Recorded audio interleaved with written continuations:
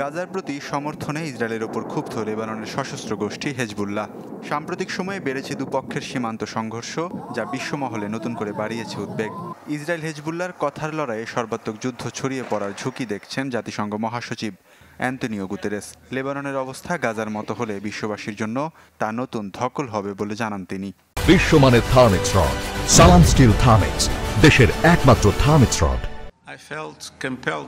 Israel কিংবা হেজবুল্লাহর একটি ভুল সিদ্ধান্তের মাসুল দিতে হতে পারে পুরো মধ্যপ্রাচ্যকে। দুপক্ষ যেভাবে সীমান্তে হামলা অব্যাহত রেখেছে তা দুশ্চিন্তার। গেল বছরের অক্টোবর থেকেই ইসরায়েলে রকেট ও ড্রোন হামলা চালিয়ে আসছে হেজবুল্লাহ, যার জবাবে প্রাণঘাতী বিমান হামলা আর ব্যাপক গোলাবর্ষণ করছে তেল আবিব, যাতে এ পর্যন্ত প্রাণ গেছে কয়েকশো লেবানিজের। বাস্তুচ্যুত হয়েছেন 10,000-এর বেশি মানুষ। যদিও পূর্ণমাত্রায় যুদ্ধ শুরু হলে প্রশিক্ষিত হেজবুল্লাহর হামলায় ব্যাপক ক্ষয়ক্ষতির আশঙ্কা আছে ইসরায়েলের। গাজার শরণার্থী শিবির টার্গেট করে বর্বরতা বাড়িয়েছে জায়নবাদীরা।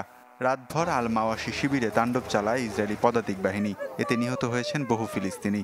খান ইউনুস সহ গাজার অন্য অঞ্চলগুলোতেও হামলা অব্যাহত রেখেছে আইডিএফ। আন্তর্জাতিক স্বেচ্ছাসেবী সংগঠন রেড ক্রসের দাবি, তাদের কার্যালয়ের কাছেই হামলা চালিয়েছে দখলদাররা। একটানা বিমান হামলা চালানো হচ্ছে। রেড ক্রসের ভবনের পাশেও হামলা করা হয়েছে। কাউকে দেখলেই গুলি করছে ইসরায়েলি সেনারা।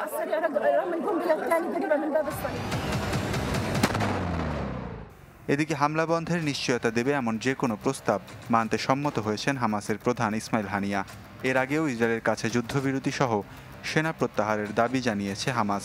আহ্বান জানানো হয় বন্দি বিনিময় চুক্তি নিয়েও, যদিও সশস্ত্র গোষ্ঠীটিকে ধ্বংস না করে উপত্যকা ছাড়তে নারাজ Tel Aviv. Waliullah Faruk, channel 24।